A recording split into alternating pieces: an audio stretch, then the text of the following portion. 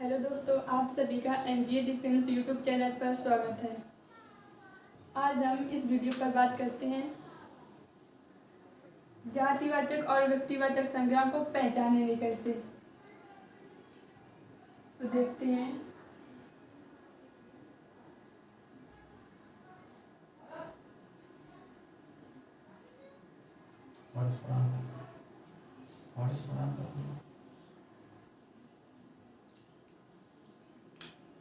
अब इनको हम पहचानेंगे कैसे। तो व्यक्तिवाचक और जातिवाचक में हम इनको पहचानते हैं। व्यक्तिवाचक संज्ञाएं क्या होती हैं कि इनके नामों को बदला जा सकता है और जातिवाचक में बदला नहीं जा सकता है।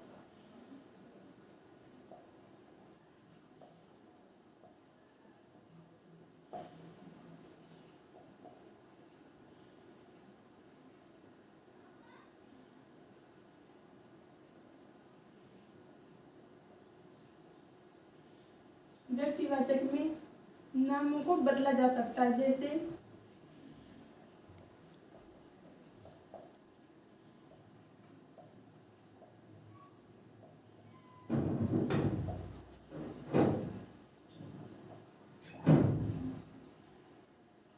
पहले इलाहाबाद था, अब उसका नाम बदलकर प्रयागराज हो गया है, इसलिए हम व्यक्तिवाचक को बदल सकते हैं। किंतु जातिवाचक में ऐसा नहीं है।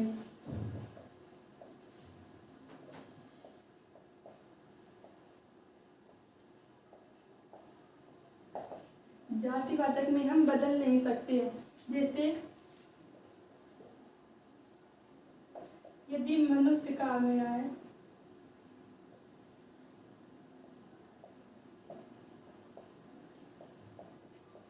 यदि जैसे मनुष्य, ये एक जाति का बोध करा रहा है, इसे हम बदलकर नदी पर्वत कुछ भी नहीं कह सकते। ये मनुष्य है, मनुष्य ही रहेगा।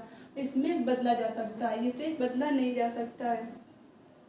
व्यक्तिवाचक संज्ञा बहुत निरर्थक होती हैं।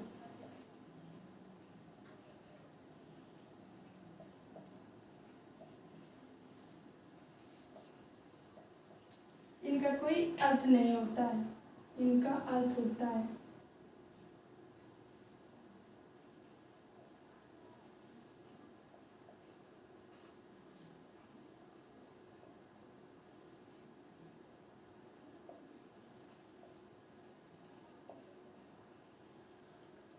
ये अनेक होती हैं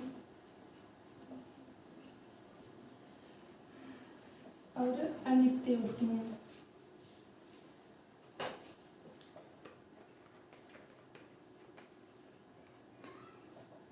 किंतु ये एक ही होती है और नित्य होती है।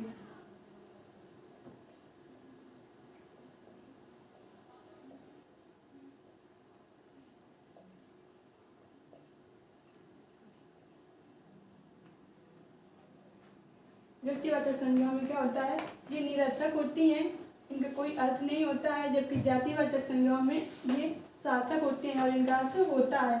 और ये व्यक्तिवाचक संज्ञाएं अनित्य होती हैं और अनेक होते हैं, जबकि जातिवाचक में एक ही होती हैं और नित्य होती हैं। जैसे देखते हैं,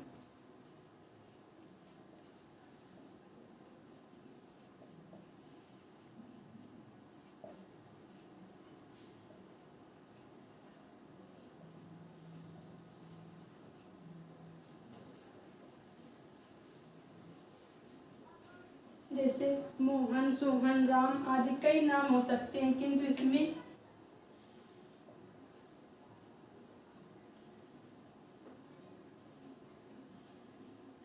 मानव या व्यक्ति एक ही आएगा, इसलिए इनके एक ही होते हैं। ये इनका एक ही होता है, कई नहीं होते हैं। ये नष्ट हो सकते हैं।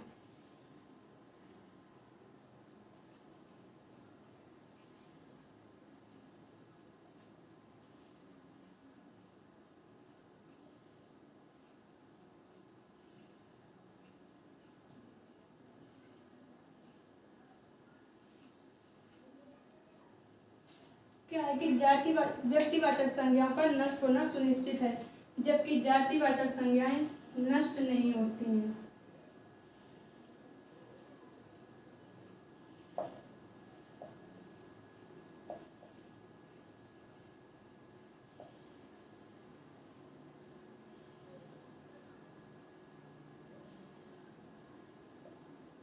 जातिवाचक संज्ञा क्या होती है कि ये नष्ट नहीं होती हैं। जैसे इसमें है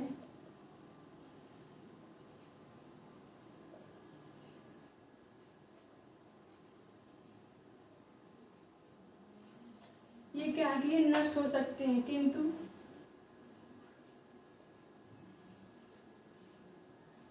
ये मानो क्या जाति है और जाति कभी नष्ट नहीं होती है, और ये नाम है ये नष्ट हो सकते हैं। तो यहाँ से व्यक्तिवाचक तथा जातिवाचक संज्ञाओं को पहचानना। अब आगे बात करते हैं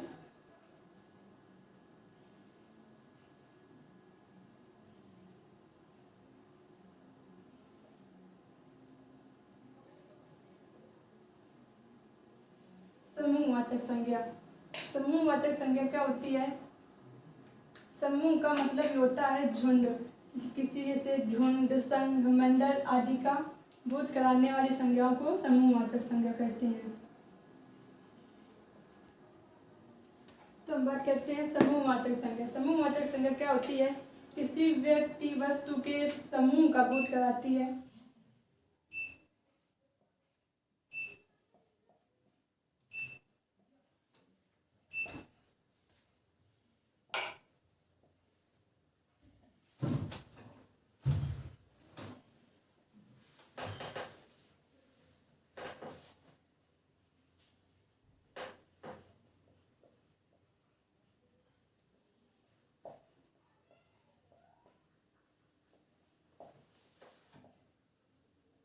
समूहवाचक संज्ञा किसी व्यक्ति वस्तु के समूह का बोध कराते उसे हम समूहवाचक संज्ञा कहते हैं।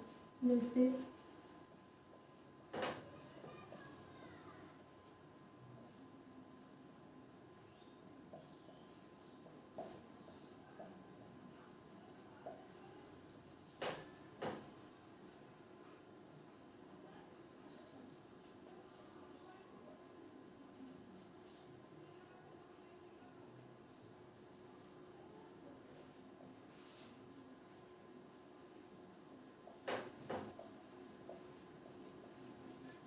जैसे सभा, संघ, मंडल, झुंड, दल आदि।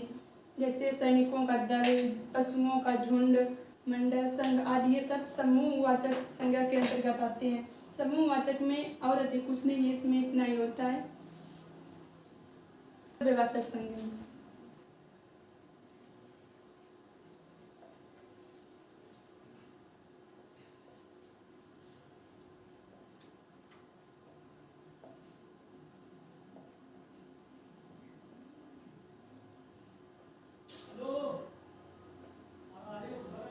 अब आगे हम बात करते हैं द्रव्यवाचक संज्ञा की। द्रव्यवाचक क्या होती है? द्रव्यवाचक संज्ञा वो पदार्थ है जिसे हम माप या तोल सकते हैं, जिसे हम किसी भी हिसाब में माप या तोल सकते हैं, द्रव्यवाचक संज्ञा कहलाती हैं।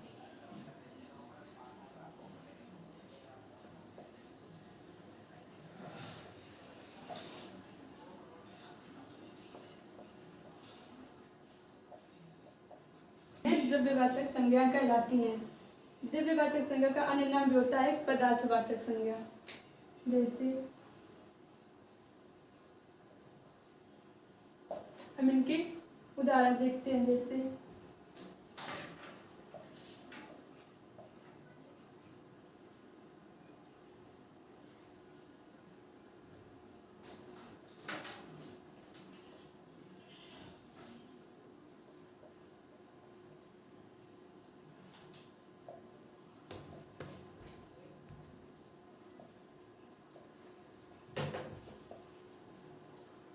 द्रव्यवाचक संज्ञाओं के जो उदाहरण होते हैं घी, तेल, दूध, पानी, सोना, चांदी आदि, इन्हें हम माप या तोल सकते हैं। ये द्रव्यवाचक संज्ञा के अंतर्गत आती हैं। ये कि प्रायः नोट पॉइंट में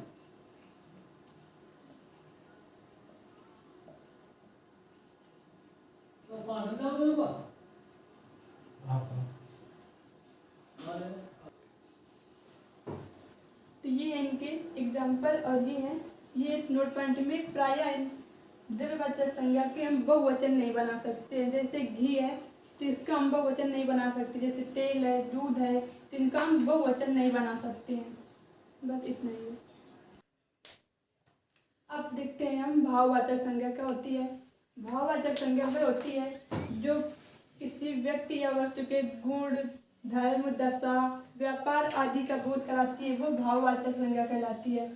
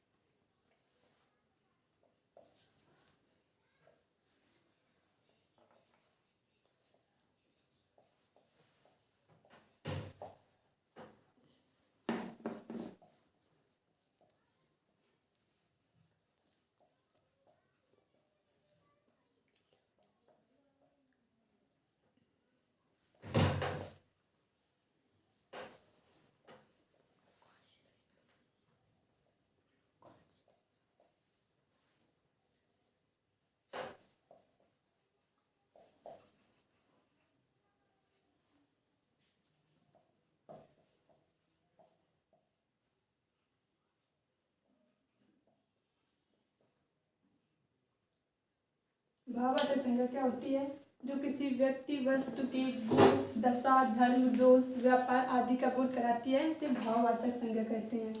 जैसे जैसे बुराई, लेन देन, दया। अच्छाई क्या, ये धर्म है। लेन देन क्या है, व्यापार के अंतर्गत आती है। और दया गुण के अंतर्गत आती है। अच्छाई ये इसके एग्जाम्पल है। दशा है तो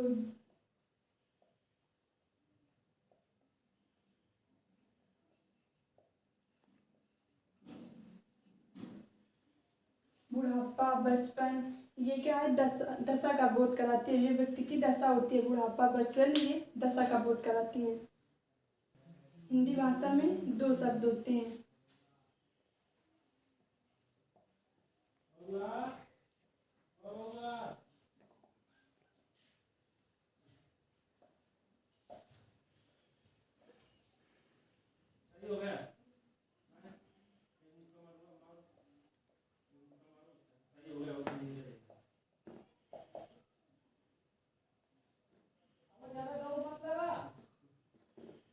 एक होता है भाववाचक शब्द,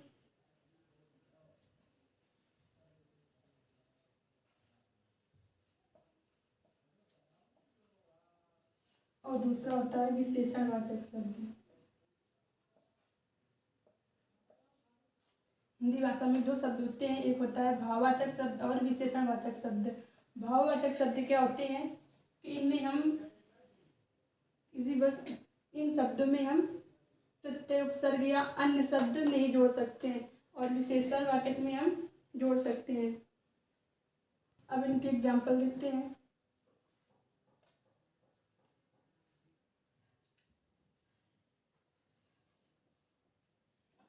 ये क्या है, भाववाचक के उदाहरण, जैसे अच्छाई, बुराई, दया, ईर्ष्या। इनमें हम अच्छाई व्यक्ति या अच्छाई लड़का तो नहीं कह सकते, इसलिए हम इसमें नहीं जोड़ सकते हैं। और इसमें ये विशेषण क्या होते हैं,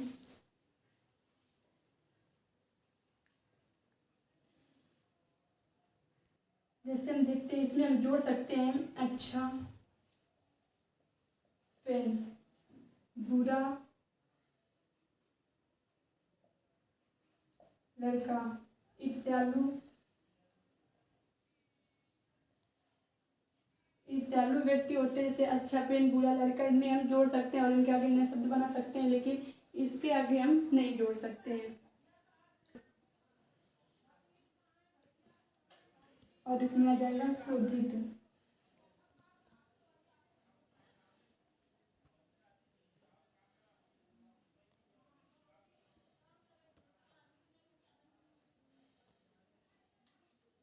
इस प्रकार से ये 2 प्रकार के होते हैं, भाववाचक और विशेषणवाचक शब्द।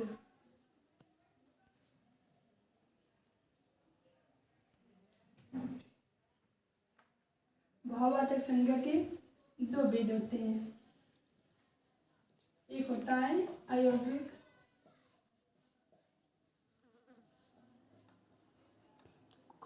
और दूसरा होता है यौगिक।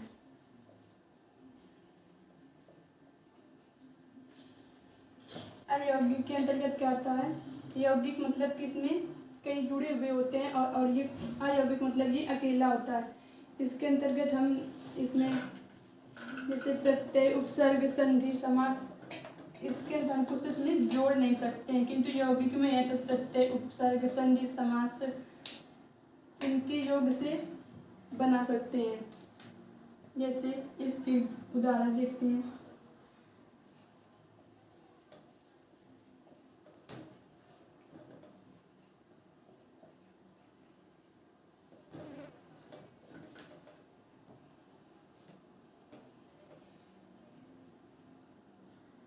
क्रोध, प्रेम, ईर्ष्या आदि इसके अंतर्गत आते हैं और इसका अन्य नाम भी होता है मूल रूप। भावार्थक संज्ञा के दो भेद होते हैं, अयौगिक और यौगिक। अयौगिक का मतलब इसमें कोई कुछ जुड़ेगा नहीं। क्रोध, प्रेम, ईर्ष्या इसमें हम कुछ जोड़ नहीं सकते हैं और अयौगिक में हम जोड़ सकते हैं।